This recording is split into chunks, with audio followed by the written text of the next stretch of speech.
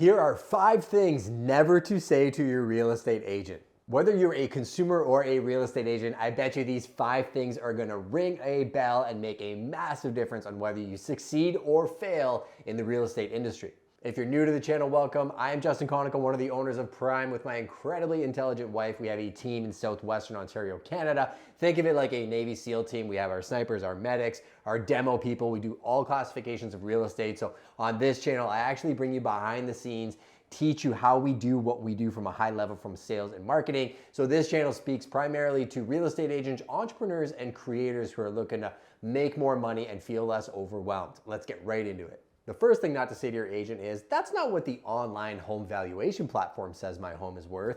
Whether you're in the States or you're in Canada, you probably have these websites that you're looking at to find sold data, and you pump in your address and it gives you a valuation. I'm going to expose how that actually works. So first off, the websites are marketing tools. They typically want your information so they can sell you off as a lead to a whole bunch of real estate agents, and whoever closes you will pay that company 25 to 50% of the money that they make from the transaction. Some companies are strictly the marketing companies, others are actual brokerages, and they'll take your information and give them to in-house leads. I'm completely fine with all the business models that are out there, but I like to educate the consumers. The second thing you need to know is it operates on an algorithm. So we have access to an even higher level algorithm that will take bedrooms, bathrooms, square footage, lot sizes of comparable properties in the area and use all that data to compare your property to it and output a value. The problem with that is it's never actually seen your house. It also doesn't know the context to the other sales that have happened in your area, and quite often it uses terrible comparables and spits out a number. So if you say that to your agent, or you're an agent who has heard that before, jump in the comments and let me know what your thoughts are.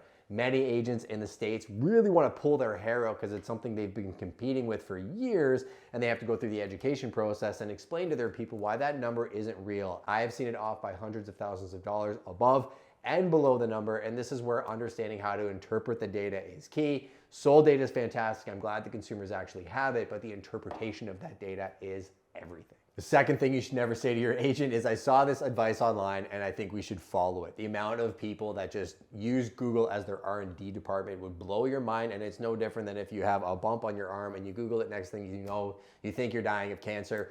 Don't do that with your house. Work with somebody who's an actual black belt at what they do. If you want to understand how to hire that person or how to become that person, let me know in the comments. I'll do another video on that. But you want to really partner up with somebody who is going to lay out a strategy from the jump. They should have a pricing, a marketing, and negotiation strategy outlined for you and show you the runway. They should be driving the bus. If you're the one that's making suggestions, you may be in a precarious position to start with. If you're a real estate agent and you're not the one being proactive driving the bus for your clients, you need to really think about that, because if you don't educate them, they will look elsewhere for that information. Number 3, this is a doozy. Never say to your agent, I'm gonna handle the negotiations myself. Going back to point number 2, you should already have had this conversation in terms of this sequence of events in a listing. I just did an entire presentation for the Prime Academy educating our agents on negotiations, and my negotiation starts from literally the second I book the showing to when I do the showing to how I give the feedback. I'm planting seeds, I'm having conversations with the other agents, all with the thought that if we end up in negotiations, I'm asking the right leading questions and I'm not giving away my client's information.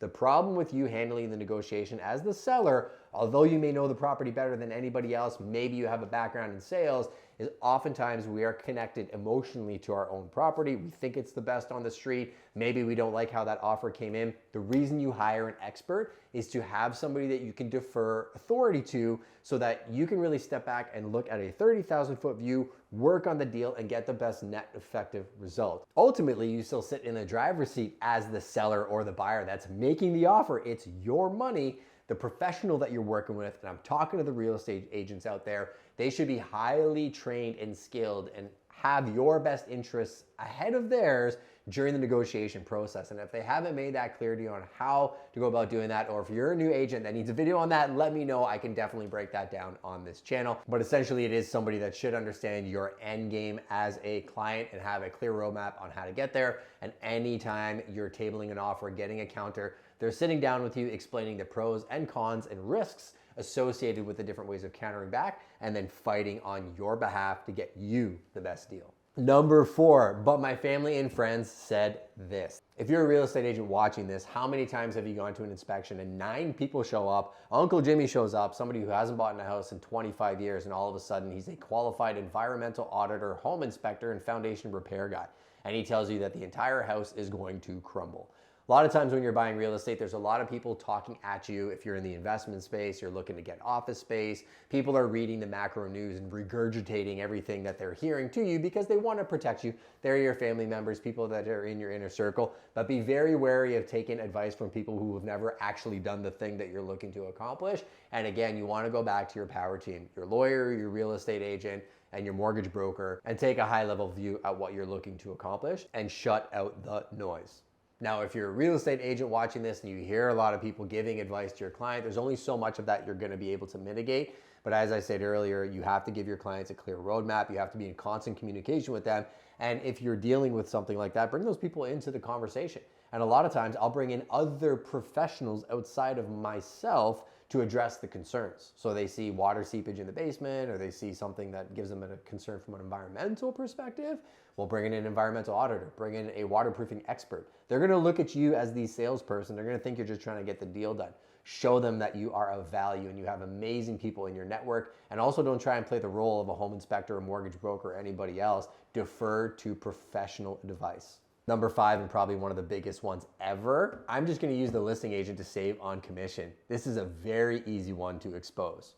So let me ask you a question.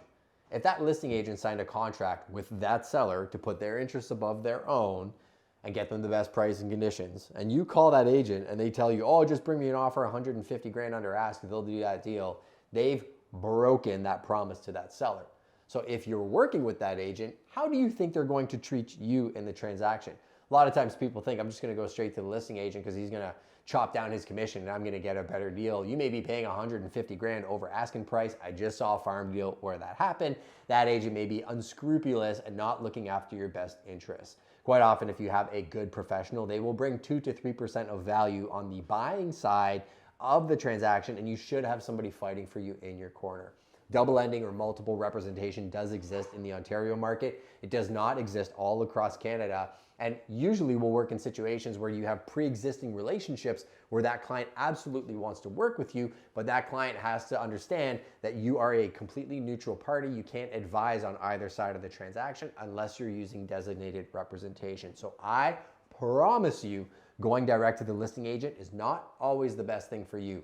If you are an agent that's having a tough time with that when you're dealing with your buyers, I think if you give them an understanding of what fiduciary duty and contract obligations means, I think you'll understand how to navigate those waters. If you're a selling agent, jump in the comments and let me know what you think. Do you think that buyers should be able to go directly to listing agents? Do you think it's in their best interest? And how do you handle it when you're selling a property and somebody wants to work directly with you?